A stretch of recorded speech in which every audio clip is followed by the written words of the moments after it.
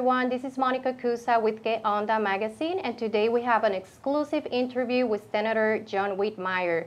Hi, Senator Whitmire. It's a great pleasure and honor to be here with you today. How are you? I'm fine, thank you. Thank you, Monica, for having me in Que Onda for this opportunity to visit with Houstonians. Thank you so much for being here. So you've been a state senator and serving our community since 1983, and we all thank you for that. So the big question here is, why now? Why are you running for mayor now? I'm running for mayor now because I care about Houston. I love being a senator, but I love Houston more. Okay. And so when I was asked by some constituents to consider running, I had to weigh where could I do the most for our community. I could remain in Austin and deal with state issues, or I could come closer to the issues in Houston and make a difference. I've dealt with Houston issues in Austin all of my career, working with fire and police issues, affordable housing. But when I had the opportunity and I was being asked to come back and run, I decided I could do more closer to the problems. And that's the reason I'm excited about the opportunity to be mayor, to make a difference. That makes perfect sense. So with all these years of experience being a state senator, serving our community, if you win, what would be the first changes to tackle within your first 90 days? I think what we'll have to do is unite Houstonians. Yeah. What we must do is bring every area of Houston together and speak with a voice that we have expectations from City Hall that are not being met. Our infrastructure, our road, our broken water mains are out of control. We're growing in the direction, it's very disturbing to me that we have two Houstons. Mm-hmm. We have Houston that is so well served, often on the west side. Then you get over in Denver Harbor. All they would need in their request are sidewalks and lightings, just basic services. So what we've got to do is not separate Houstonians by the haves and the have-nots, but bring us all together and get basic services. But most important, I chair criminal justice in Austin. I work with law enforcement on a daily basis. Okay. We have to have a safer Houston. We're all very concerned about our public safety. It's affecting our lifestyles. We're getting where we don't go out at night. We're very cautious. We're fearful. People are arming themselves. Things are really out of control when it comes to public safety. So I know how to get things done. We need additional police force. We need law enforcement to be on the street. We need to help those that want to change their lives with alcohol and drug treatment. And we must also focus on mental health. So I want to make our community safer and also provide garbage pickup. You know, I put my garbage out and cross my fingers that it's going to get picked up. Great cities don't do that. Great cities don't have to boil their water for 2 days like we did in the spring. So I'm excited about the opportunity to make a difference. The first thing I do is be very honest and transparent. We've got to admit we have problems. Mm-hmm. The current city administration says, oh, everything's fine, we're making progress. We do live in a great city, and we have great people, but there are city services that are just not being delivered. That's correct. Yes, and talking about public safetyness, as a chair of the Senate Criminal Justice Committee, you've been fighting for public safety, and even more after you encounter a personal experience yourself, mm-hmm. right? Mm-hmm. So what changes would you make first to the police and fire departments? Well, that's a good question. Not only fire, but not only police, but fire is really important. Mm-hmm. Let's talk about fire. Firemen haven't been respected by the current administration for over 7 years. Okay. Our firemen do not have a contract. Our firemen's morale is very low. I have already passed legislation to make the city sit down and meet and arbitrate with the firemen to work out their differences. The city is fighting that proposal. We must respect our firemen and give them the benefits that they so badly needed. Public safety, when it comes to law enforcement, we're very understaffed. So their morale is very low. So one, we have to do a very intensive recruitment drive. I, as mayor, will go to the community colleges. I will go to our high schools to tell young people, we want them to become police officers. And if they do, we will back them up and give them the benefits. We've got to have, first, a serious conversation about crime. Too many guns on the street. We have to hold people accountable that have been robbing and stealing. I was robbed at gunpoint in my garage in '92. I had to beg someone not to shoot me.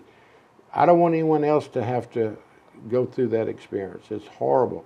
Every night when I pull in my garage, I relive the fact that in my garage a few years ago, I had to beg someone with a gun in my face not to shoot. So it is a highest priority of mine, public safety and increasing the numbers, respecting our fire and police, and quite frankly, respecting all of our municipal employees, the garbage, sanitation workers. There's so many people that work for the city that just don't feel like anybody cares about them. I will. Yes, I agree 100%. You probably heard about this movie, Sound of Freedom. It came out probably a few months back. After that movie came out, it brought awareness of human trafficking. But the reality is that that has been a problem, a horrific problem here in Houston for a long time. What proposals do you have to lower human trafficking and crime rates here in Houston? Well, the crime rates, as I've discussed, we've got to increase the number of police officers on the street. We have to hold murderers accountable. People, repeat violent offenders, have to be taken to court. When it comes to human trafficking, I want to make that a priority and allow people to know if you are a victim, you can call for help. We have so many, certainly in the undocumented community, that are human traffic victims. They have nowhere to go. They're afraid to come to the authorities. They're afraid to come to the mayor. They're afraid to call the police. We want everybody to know, whether you're documented or undocumented, if you're a victim of human trafficking, come out of the shadows of downtown and report that you're a victim, and then we will take it upon ourselves to arrest your abusers, give you a safe, healthy place to stay. But we can't tolerate human trafficking by letting them feel like no one cares. We have strict laws we've passed in Austin, huge penalties against those that engage in human trafficking, but we're not doing enough for the victims.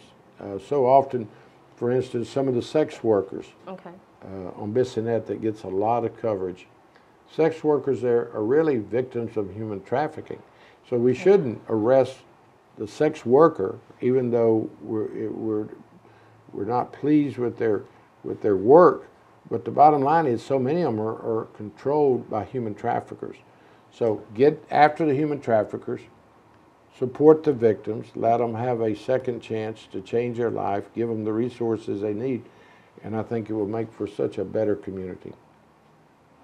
Okay, yeah, it is a big problem, and that would be a great way to start, you know, helping the situation. There's a big event coming pretty soon. It's the FIFA World Cup. So the question is, how would you protect the city from such a big event? Because it is a big event. Huge.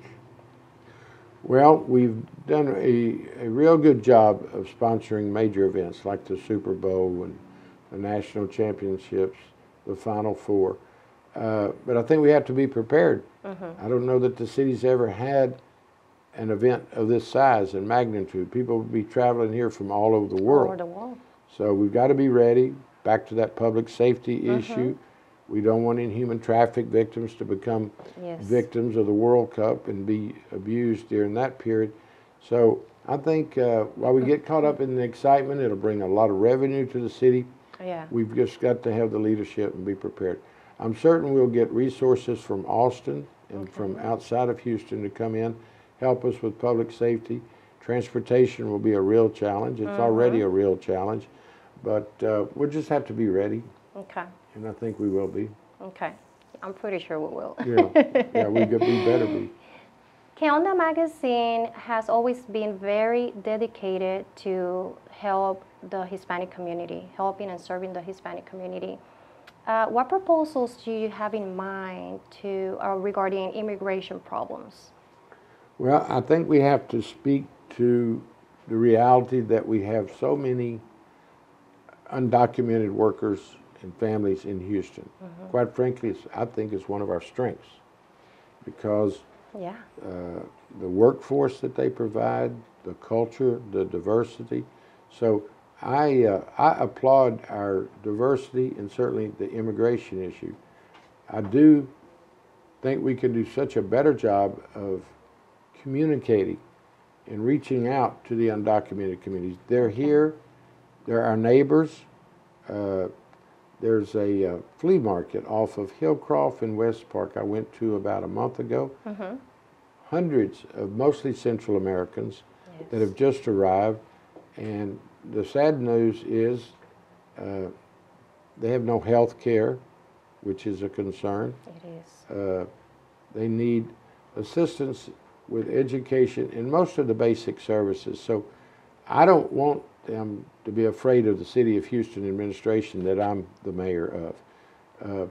I think the mayor of Houston could have a voice in Washington and Austin for a smarter, more humane way of handling immigrants, and undocumented and certainly documented. If you look at the leadership of our medical center and our universities, the business community, it's made up of immigrants. I mean, Correct. it just from all over the world. We get the best and the brightest immigrants that want to come here and work and make Houston a greater place, a greater state. So I think it's certainly one of our strengths. And I'll do everything I can to bring in the immigrant community into City Hall. Definitely. Where if you look at the City Hall right now, it's not as inclusive as it should be. I agree with that, 100%. Would you hire a Hispanic individual in your government cabinet? Yes, I have the most diverse Senate office in the Capitol, but I'm also excited to let you know my campaign's being run by Hispanics. Okay. And I don't mean just at the street level. I mean, my campaign was put together by young Hispanic consultants that are running my campaign. So not only will they help me win this race, they'll help me govern the City of Houston. So the Hispanic community, I couldn't make it without them. That's awesome. It's- Hispanics. It's a truth.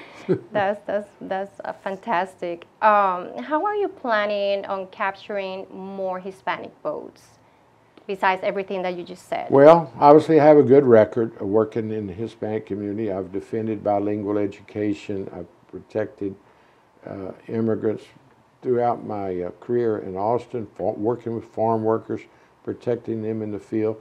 So I have a strong record with the Latino community, but I'm really blessed and fortunate to have the leadership behind me. Congresswoman Sylvia Garcia is a strong supporter, very open supporter. Kel Alvarado, senator, is a colleague of mine, strong supporter. Armando Wally, one of our outstanding state reps. Ana Hernandez, the Victor Trevino constable, he's actually a JP, and his mother, Sylvia Trevino, is a constable. So the leadership is supporting me. They know of my record, and they look forward to working with me. So that's how we plan to do very well in the Hispanic community. Okay, that's good. Education is a very important topic in the community. Sure. Very important. What is your proposal to improve education within HISD? Well, I think how HISD goes and how public education goes will determine Houston's future. And HISD's had difficulty in recent years. The state came in, the legislature passed that legislation years ago to get HISD's attention. I personally believe they were making progress. We had a new superintendent, we had a new elected board. But now the state came in, and this Mr. Miles is very strong-arm tactics. I've met with him and I've told him he's got to do a better job of communicating with the public. I think he is trying to implement policies that will improve results for the students, which is why we're all talking about HISD. Yes. It's about the students. But I think he needs to do a better job of being more transparent and communicating with the families. Hopefully I'll do that. If not, what can the mayor do? I'll speak out from the mayor's office. Mayor's office. Got it. Do you have any final words for Que Onda Magazine and the Hispanic community? Just that I've been honored to represent you. I helped create a Hispanic legislative seat, not only House, but the Senate seat I helped create. So I've been the partner with the Hispanic community for many, many years. I want to go farther. I think Houston's future is certainly in the hands of the Hispanic community, but we've got to be prepared. We've got to work with education and public safety. Affordable housing is so important for the Hispanic community. So I need everyone's support to become mayor, but equally I need your support once I become mayor, because we're going to make Houston even a greater city than it is today. Fantastic. It's been a great honor to have you here thank today, you. Senator Whitmire. Good luck with your campaign, and thank you for the interview and for your time. Thank you, Monica. Thank you. Thank you.